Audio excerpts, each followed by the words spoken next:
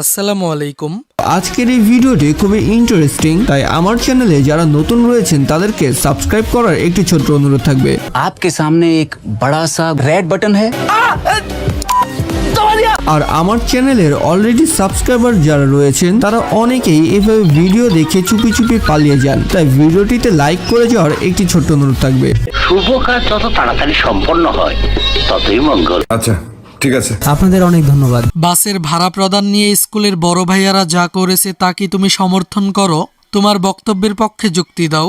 এই প্রশ্নটির একটি নমুনা উত্তর হিসেবে তোমরা লিখতে পারো, না সমর্থন করি না, কারণ বাসে উঠে বাসের ভাড়া না দিয়ে নেমে যাওয়া মানেই বিশ্বাস ভঙ্গ করা, যা অনৈতিক কাজ, আর এ ধরনের কোনো কাজে আমি কোনোভাবেই সমর্থন করি না।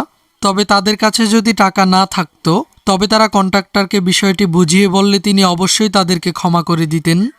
পরের ঘটনাটি থেকে যে প্রশ্নটি রয়েছে, প্রশ্নটি হলো লেনদেন করার সময় দোকানদার নৈতিকভাবে আর্থিক লেনদেন করার কোন কোন শর্ত ভঙ্গ করেছে?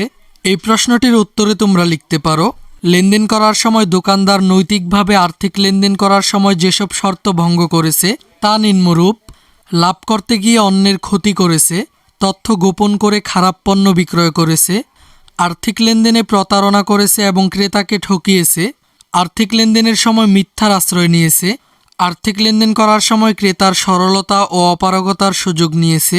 আচ্ছা ঠিক আছে। Bye bye, tata, good bye.